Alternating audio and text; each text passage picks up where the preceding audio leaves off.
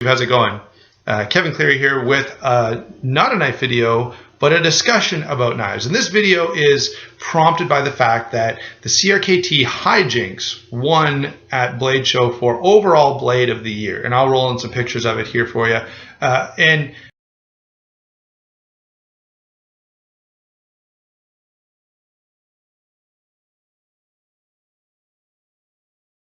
I want to make this video. It sort of inspired me to talk about what I think is one of the best knife companies going, CRKT. Now, there are things they don't have perfect, and I'll speak to some of that stuff as I move through the video, but there's a lot of stuff they do right. And let's go ahead and roll in a knife right away so that you can start to not be too bored of just looking at my face, but you have something interesting to look at. There's the CRKT VASP made by Ken Jernigan. And this is a new knife for 2014, and I think this knife reveals something about CRKT's philosophy. Of course, this is made by a designer, something they always do. All of their products are associated with some well-known and fairly capable knife designer, and I think that's great. And I think that's one of the reasons they're such a cool company. Now, maybe they go a little overboard. I know Ken Onion designed the High Jinx, and it's Knife of the Year, which is awesome. But CRKT has a disproportionate amount of knives done by Ken Onion, as far as I'm concerned. I love Ken Onion. I love his designs. I'm not knocking him, but some of them I'm not that crazy about. And because of his influence, I feel like there's sort of a segment of their blades that I just go, eh. Now, there are some Ken Onion knives that I really like, such as I got a Foresight. The Foresight is a great blade, and one that I definitely want to add to my collection, designed by Ken Onion. So there you go. But overall, I'm not a big fan of his designs. However, CRKT has a lot of other designers. How about the Fossil from Flavio Akoma? Again, this is a great knife, and one of the cool things about this knife is it's faithful to the original design. If you look at the satin finished version of this knife, it's like exactly the same as Akoma's design. Here's another knife. This is the Nurk tie from Brian Ty, using the Nurk lock from Glenn Klecker. This knife, again, if you look at the production knife, I mean, if you look at the custom knife and the production, they're almost exactly the same. So CRKT is giving us as knife enthusiasts an opportunity to own some blades that are just like some of the ones our favorite designers are producing. Now, here's another knife that you don't see any great knife. You don't see any customs that look much like this. This is designed by Kit Carson, as are all of the M21, M16 series. But what I want to say about this is you don't see a lot of folding knives that look like this. They've done something different. There's been a boldness in approach and a confidence that allows them to make something a little different, and therefore provide some options. I would class this as kind of a large, hard use folder, put it in the same category as a lot of cold steel knives, but it's doing something far different than a lot of those cold steel knives. Now, I don't think it beats a lot of them in terms of quality and performance and durability. That's not what it was trying to do, I don't think. And that brings me into one negative. So there are a few categories. If you start making a category for, this kind of knife, that kind of knife, let's say a value folder, CRKT, I'm going to suggest to you, doesn't do a great job at picking a certain category and being the best in that category. If you say, what's the best value folder? Well, the Rat Model 1, the Utilitac, the Tenacious, these are all, there's some from K-Bar that I don't have and a few others. But you don't start thinking about CRKT knives because of two things. One, if they make a really budget knife, they usually put crappy steel in it. Sorry, they just do. If they make a knife that's more similar in quality to some of those knives I've mentioned, it's usually closer to the $50 mark or the $45 mark, at least here in Canada, than it is closer to that $30 mark, which I kind of consider a budget folding price point, $30. So they tend to not be the best in a specific category. Best hard use folder, best gentleman's knife. All of these categories they often don't try to capture that category as the very best, because their approach seems to be a more diversified approach. Do they have a good hard use folder? Yes. Do they have a good, everyday carry knife? Absolutely. Do they have a good gentleman's folder? Sure they do. And in fact, I'm going to say here's where they differentiate themselves.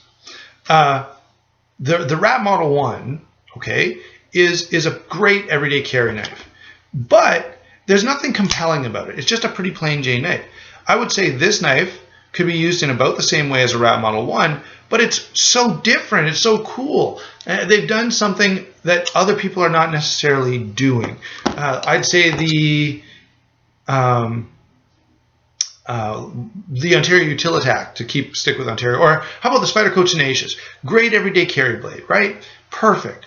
However, it's nothing anywhere near as stylish as the CRKT Fossil. That's just not at all.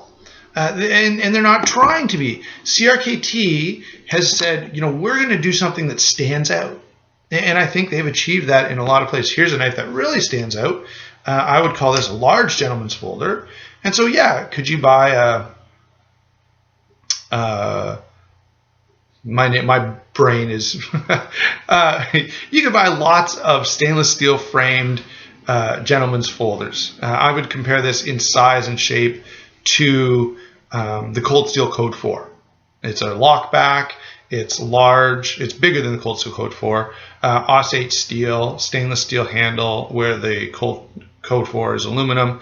But, size-wise and purpose-wise, this knife is similar. However, you look at this thing, you go, whoa, what is that? This, of course, is the Nerk tie, Brian tie design using a Glen Klecker lock, the Nerk lock.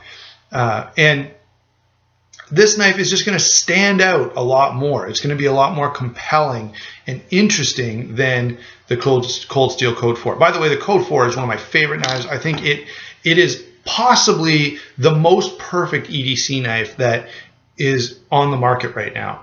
When you consider cost, utility, toughness, durability, just, the Code 4 just kind of knocks it out of the park in every category. So I'm not knocking the Code 4 at all. I love it. It's one of my favorite knives.